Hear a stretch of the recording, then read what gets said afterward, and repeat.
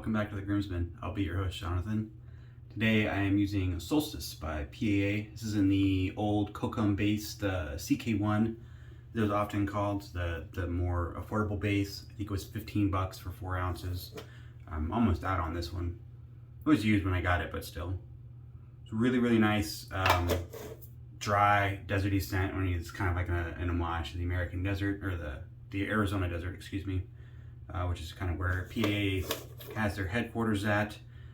Sage, sweetgrass, cedar, rose, and benzoin resin. I don't really get a lot of the rose.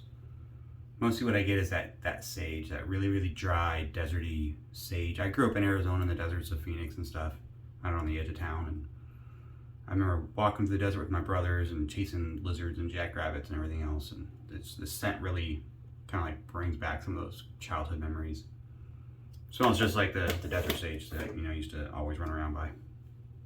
Fantastic. I got it all lathered up here on my Semouge Owners Club Boar. It's a white Boar brush. I used a Boar yesterday. I thought I'd use this one today and see how it compared to the Surrey Boar brush that I used yesterday. Yeah. I had some pre-shave loaded. I don't think it says that. That's what I was thinking of.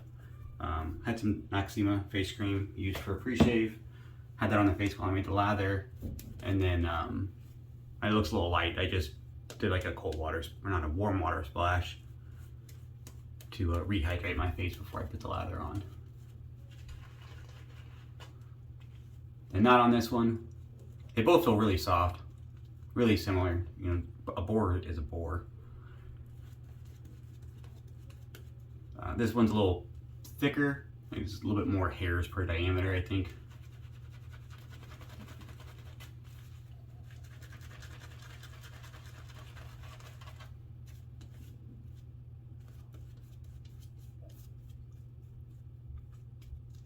If you buy CK1, obviously it's not for sale anymore on the site, but if you're like on the buy sell trade page and you're making a sale or making a trade or something with somebody and CK1's an offer, I wouldn't like not buy a set because it's in CK1 and you want CK6. I mean, I can't really tell a difference in lather quality between the two.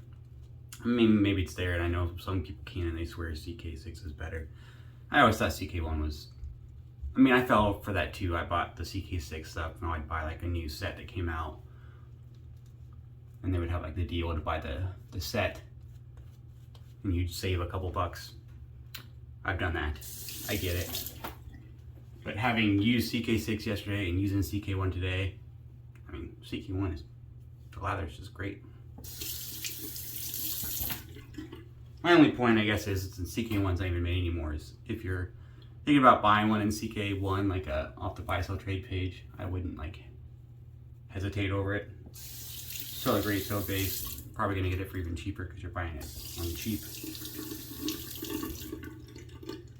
Using the same razor as yesterday, the Yaqi Globetrotter / Katana. I don't know why they have two different names for it, but they do. Designed to be a single edge razor to use a half DE. But today I just loaded an injector in there. I talked about it at the end of my video yesterday. I got a Schick B20 in there. Basically all I did was you slightly loosen the head and you can just drop the blade in there and it just rests against the back post, and then you make sure it's aligned and tighten it up, and I just check blade alignment, make sure it's good, even across side to side. It's got a lot less blade exposure than the DE. Like physically looking at it, probably like half the blade exposure, like visible blade exposure of the half DE, which is a lot. I didn't really care for the blade exposure on the half DE side. It was a little, wasn't like too much, but it was a little much. But the half DE, if you watched the video yesterday, or if you didn't, I guess watch the video yesterday, it was chattery. I'm not sure why it was chattery, but with the half DE, it kind of got chattery, especially across and against the grain. When I was kind of getting into those like tougher, kind of scruffy hair areas, and it would cause some irritation because of it. When I actually first bought this razor, I bought it to use with an injector blade. Because somebody told me, I don't remember who, I said, oh, if you can stick an injector blade in those Yaqi Katanas, it fits right in there. You just stick it against the back post and it fits. And if you wanted to have a little bit more blade exposure, you could, you know, loosen it up and kind of wiggle it out just a little bit, make sure it's aligned, and then retighten it back up because it works. It's held in there just by the clamping of the top cap and base cap together.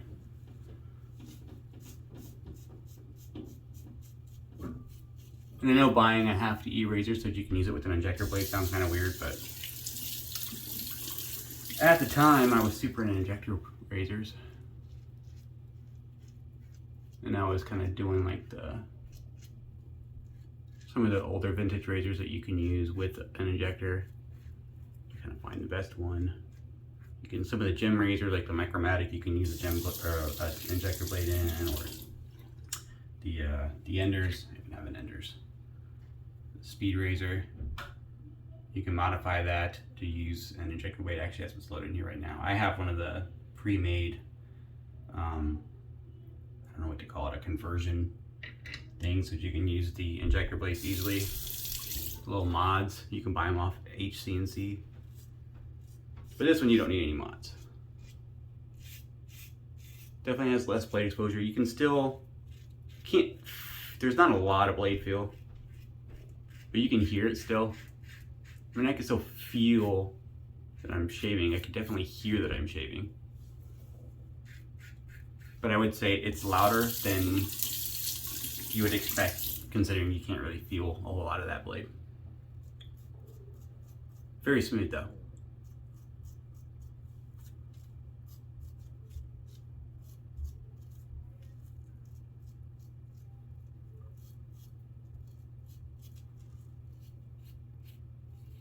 I don't have a lot of growth, considering I just shaved yesterday.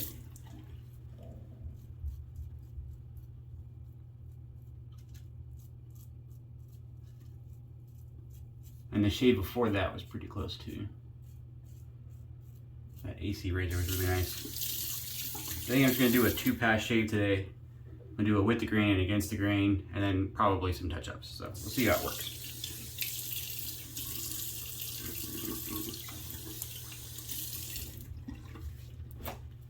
I don't always do 2-pass shaves.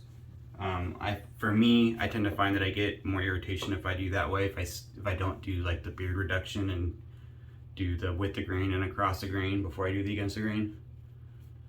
But I have found if I don't have a whole lot of hair growth and I'm using a decently like smooth razor, then it should be okay.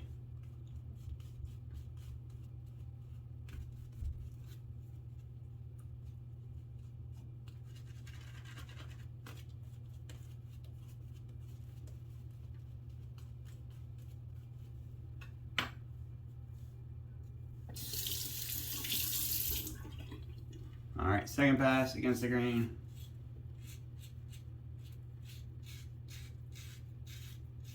Much smoother than with that half to E. It's been a long time since I've used this razor with an injector blade, or at all, you know, since the last few videos. It was long enough that I don't remember the shave, but I do remember my comment on the shave was that with an injector blade, it was better than it had any right to be. Like that kind of, I don't remember where I wrote that at. I think I was just telling Scott. I don't think it was like an actual review or anything I posted. It was before I made videos.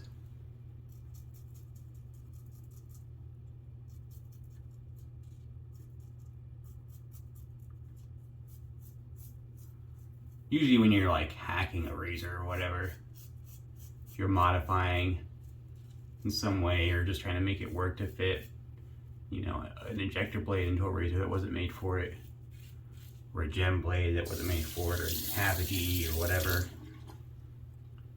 usually you can get a workable result, but usually it's not anything like groundbreaking. Like you can use that razor, and it's fun, especially with old vintage razors that use proprietary blades. Otherwise you wouldn't get to use it all because you can't get those blades anymore. Even if you could, they're, you know, 70 years old and they're not worth using and they're just going to be horrible. Some vintage blades are still good, but they definitely have a shelf life.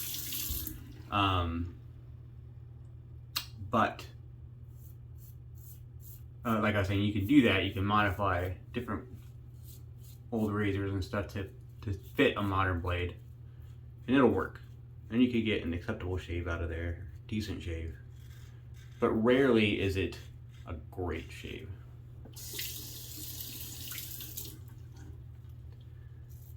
Usually you're not like, wow, using an injector in this razor made it the best razor ever, like a really great shave. It usually just, yeah, it worked. Wasn't bad, pretty good. This razor is a lot better with an injector blade than with a half DE. Like, it's a lot better. Crazy amounts better. I probably would have never tried this if I hadn't heard somebody else talk about it, or if somebody hadn't told me. I probably would have never bought the razor in the first place. I mean, I bought it because somebody was like, hey, you can fit an injector blade in there. At the time, I was super into them. And so I just asked around and somebody had one for sale that they had bought and decided they didn't like. And I think I paid a little bit more. Like, you can get them cheaper now on AliExpress if you buy just a head for like $5 or whatever. I don't remember what I paid for it. But I you know, I didn't have to wait for the shipping, so it was a lot faster, and US shipping's more expensive. Why does it cost more to send something from like one state to another in the States than it does from China?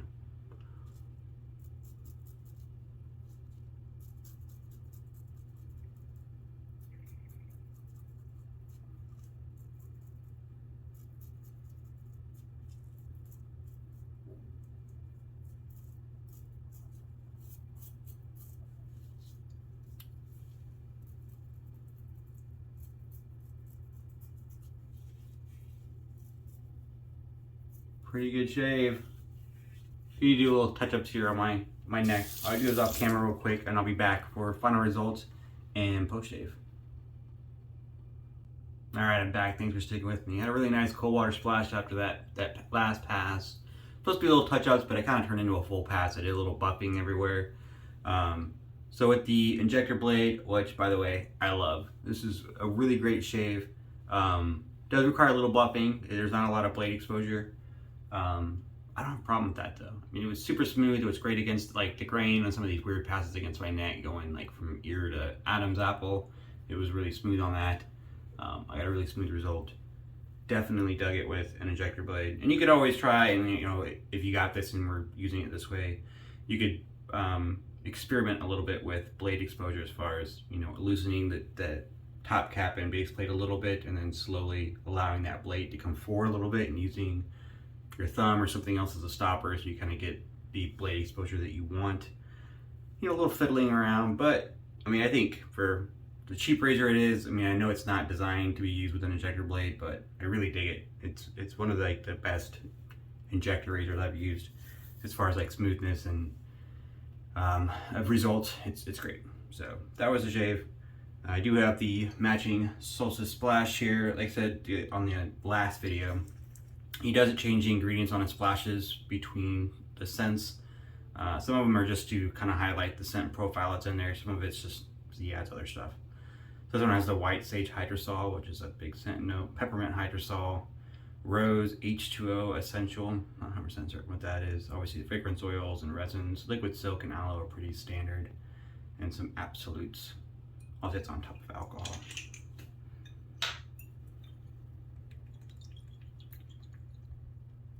Got a flow inhibitor in this one, which is always nice. Some of the older ones I have don't have flow inhibitors, and if you're not paying attention, you end up pouring a large chunk of the bottle out into your hand.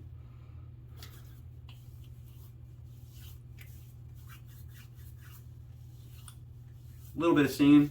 It's hard to tell if that came from this razor or it's leftover kind of irritation from yesterday's shave, but just a little bit. It's really, really dry, deserty sage. I dig it. It might not be for everybody, but if you like the desert, if you've ever been down to Arizona, into the Sonoran Desert down there, this will definitely evoke some memories of hiking through the desert or whatever you happen to do down there. It's great stuff. Great stuff. I do get a little bit of that rose now, actually.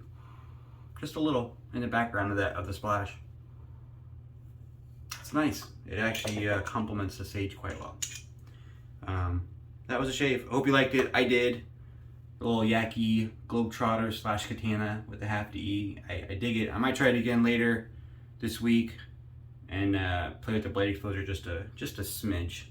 See how that works out. But that was a shave, and I will see you here next time.